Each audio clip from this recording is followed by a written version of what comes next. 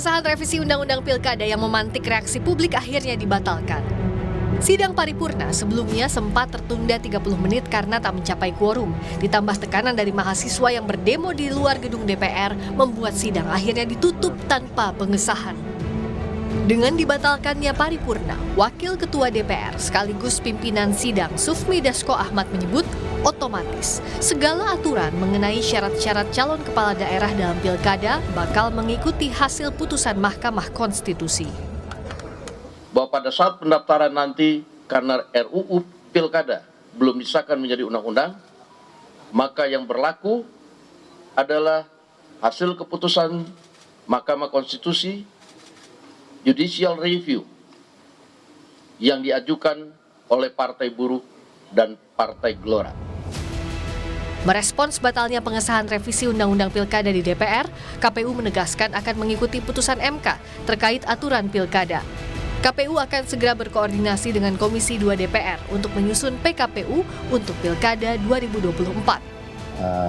Adaptasi atau mengambil substansi putusan yang kemudian kami normakan dalam draft PKPU yang kami kirimkan ke Komisi 2 atau DPR pada tanggal 21 Agustus.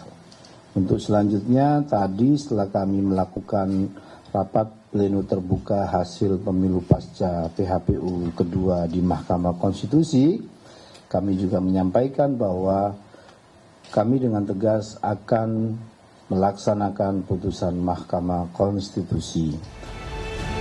Di tengah kecurigaan publik soal kemungkinan masih ada celah menganulir putusan MK, salah satunya lewat isu akan diterbitkannya peraturan pemerintah pengganti undang-undang atau Perpu. Ketua Komisi 2 DPR RI Ahmad Doli Kurnia menegaskan, peraturan KPU akan merujuk pada putusan MK. Saya kira seperti yang saya katakan tadi ya, kita tidak usah juga membuat spekulasi yang tidak penting ya. Kita ikuti aja jalannya. Toh sekarang udah kelihatan artinya kita nggak usah lagi mengandai-andai. Hari ini saya tegaskan, sekali lagi saya tegaskan bahwa Pilkada 2024 yang besok pendaftarannya 27 sampai 29 Agustus ini itu menggunakan peraturan perundangan yang terakhir. Kalau rujukan undang-undangnya adalah putusan Mahkamah Konstitusi dan itu yang menjadi rujukan dari KPU dan Bawaslu membuat turunan peraturannya. Namun, pakar hukum tata negara Universitas Gadjah Mada Yance Arizona menyebut publik jangan lengah karena masih ada sejumlah celah. Salah satunya, semestinya Balik menerbitkan keputusan untuk membatalkan pembahasan revisi Undang-Undang Pilkada di rapat tingkat 2. Ini harus ada keputusan Balik untuk membatalkan itu. Jadi selama itu belum ada, ini masih menggantung, tinggal menunggu untuk dibahas di rapat paripurna gitu. Jadi itu bahaya di situ sebenarnya, sehingga tuntutan dari guru besar, aktivis, kelompok masyarakat, mahasiswa untuk mendesak supaya ini dihentikan, memang harus ada wujud untuk dihentikan itu adalah memang Balik kemudian mengambil keputusan untuk tidak melanjutkan ini. Jadi tidak bisa itu diwakili oleh satu orang. Pimpinan DPR ini harus memang jadi keputusan di tingkat Balik yang tadinya sudah membuat keputusan untuk mengajukan ini untuk dibahas di tingkat rapat paripurna. Walau pengesahan revisi Undang-Undang Pilkada dibatalkan, namun proses sebelum pendaftaran peserta Pilkada yang akan berlangsung 27 hingga 29 Agustus mendatang tetap harus dikawal. Senin depan, KPU dan Komisi 2 akan menggelar rapat untuk mengesahkan draft PKPU. Tim Liputan, Kompas TV. Ya, pasca revisi Undang-Undang Pilkada dibatalkan dan putusan MK yang menjadi acuan dalam menjalankan pemilihan kepala daerah, pertanyaannya adalah apa saja yang harus diawasi publik dalam penyusunan peraturan Komisi Pemilihan Umum? Kita akan bahas bersama Bivitri Susanti, dosen STHI Jentera, dan Idam Kolik, Komisioner KPU. Selamat sore Mas Idam, selamat sore Mbak Bibip. Selamat sore. Sebelum ke Mbak Bibip yang juga turun ke jalan kemarin, saya ingin ke Mas Idam terlebih dahulu. Mas Idam, Senin ini artinya betul ya akan konsultasi ke DPR, akan bahas apa saja rencananya?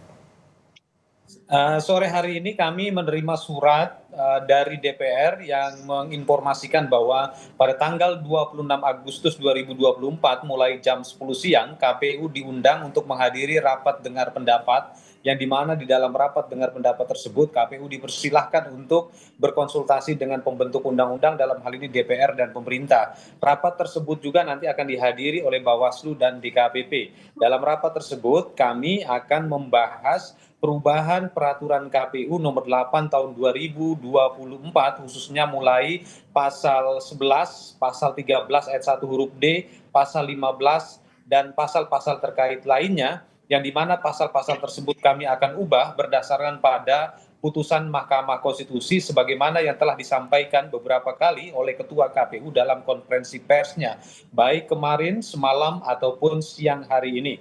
Selain itu juga KPU akan berkonsultasi mengenai rancangan PKPU mengenai pengadaan logistik pilkada, rancangan PKPU tentang kampanye dan dana kampanye. Jadi selain perubahan PKPU tentang pencalonan, kami juga akan membahas 3 rancangan PKPU lainnya, karena memang ketiga rancangan PKPU tersebut sifatnya mendesak sehingga harus segera diundangkan.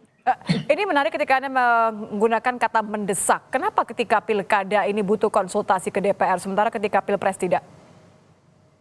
Berkenaan dengan hal tersebut sudah menjadi pengetahuan publik karena disiarkan oleh media, yang dimana pada waktu itu ketika KPU melaksanakan putusan Mahkamah Konstitusi nomor 90 garis miring PUU strip 21 Romawi garis miring 2023, yang dimana waktu itu KPU mendasarkan pada penjelasan pasal 10 ayat 1 Undang-Undang nomor 8 tahun 2012 yang menjelaskan bahwa putusan Mahkamah Konstitusi bersifat berlaku sejak dibacakan, atau yang sering kali diistilahkan dalam bahasa hukum erga omnes. Tetapi ternyata DKPP dalam putusannya memberikan peringatan keras terakhir dan peringatan keras kepada kami, yang dimana KPU tidak menempuh prosedur administrasi atau prosedur mengenai perubahan PKPU. Walaupun demikian, dalam pertimbangan hukum putusan Mahkamah Konstitusi atas 2 PHPU Pilpres, ya, dalam pertimbangan hukumnya Mahkamah Konstitusi mengapresiasi kepada KPU telah melaksanakan putusan Mahkamah Konstitusi, yang dimana KPU melaksanakan asas dan prinsip penyelenggaraan pemilu dan menjamin hak warga negara untuk dipilih.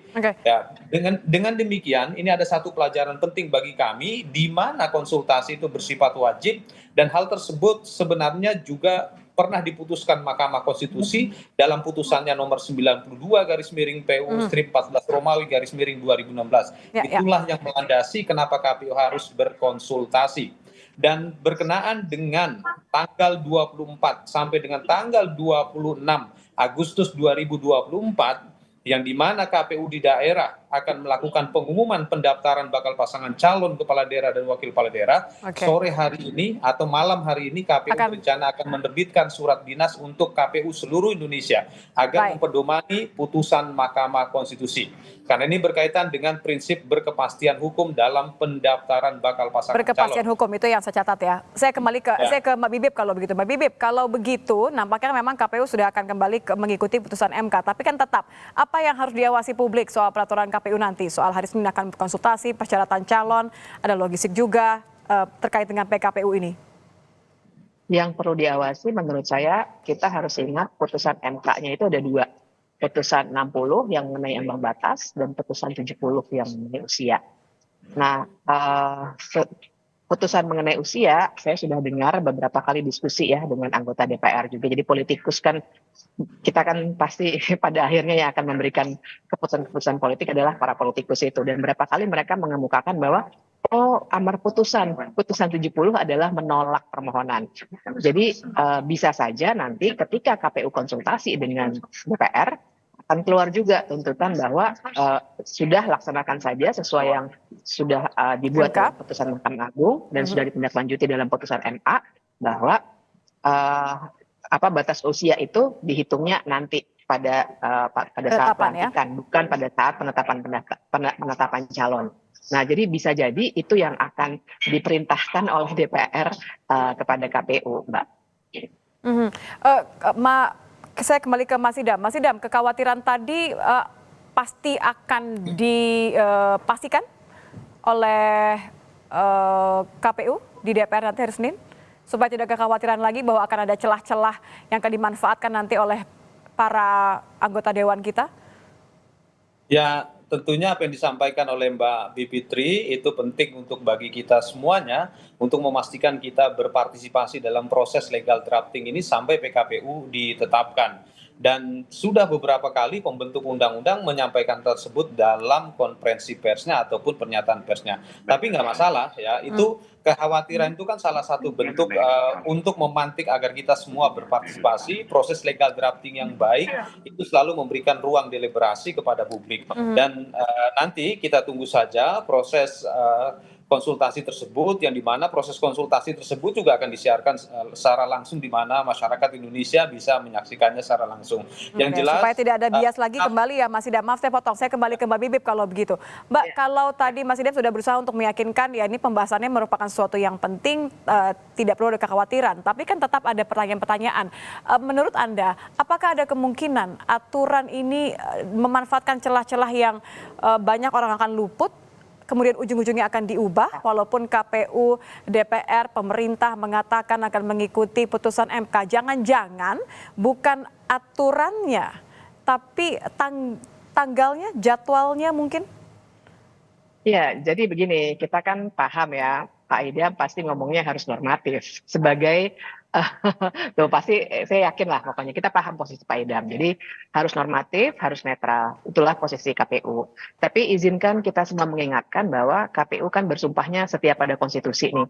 Nah, jadi memang saya sih terus terang aja ya menduga bahwa DPR yang akan seakan-akan memberikan bola panas kepada KPU supaya KPU nantinya bisa saja seperti yang saya katakan, peraturan KPU-nya didiamkan seperti yang ada sekarang, apalagi kalau kita lihat ya, tadi saya baca tweetnya Prof. Jimli Asyidiki sudah menyatakan bahwa peraturan KPU yang sekarang itu, yang menentukan kapan penentuan 30 tahun, itu bisa berlaku terus kalau belum ada peraturan KPU yang baru. Jadi sudah ada justifikasi duluan ya, kita catat itu satu. Kemudian yang kedua, skenario keduanya mungkin saja lagi-lagi nanti ada penundaan-penundaan. Karena memang tanggal 27 itu sudah mulai pendaftaran. Artinya kalau belum ada peraturan KPU yang baru yang menyesuaikan dengan putusan MK, maka yang berlaku ya 30 tahun nanti pada bulan Januari 2025. Jadi sebenarnya memang barangkali seperti kata Mbak tadi, tidak ada peraturan yang betul-betul diubah dalam konteks putusan 70 dulu ya. Tapi tidak diubah sehingga yang terjadi adalah tetap hitungan 30 tahunnya pada bulan Januari 2025. Tapi untuk putusan 60 itu lebih clear. Dan yang saya dengar kebanyakan partai menerima sebenarnya putusan yang 60. Karena kan sebenarnya ini menguntungkan partai-partai ya. Jadi bisa jadi kita tidak perlu khawatir dengan itu.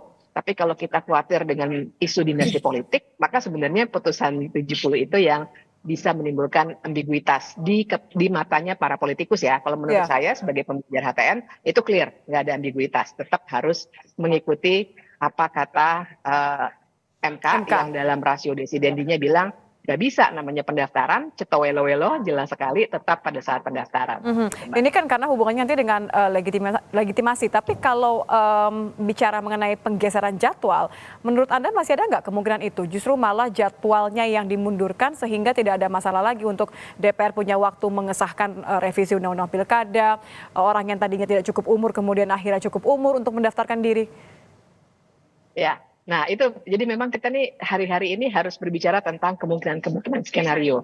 Yang tadi saya bicarakan skenario 1. Skenario 2-nya mungkin saja memang ada pengunduran jadwal sehingga seperti yang tadi Mbak katakan bisa ada negosiasi ulang untuk revisi Undang-Undang Pilkada dan seterusnya. Itu skenario yang kedua.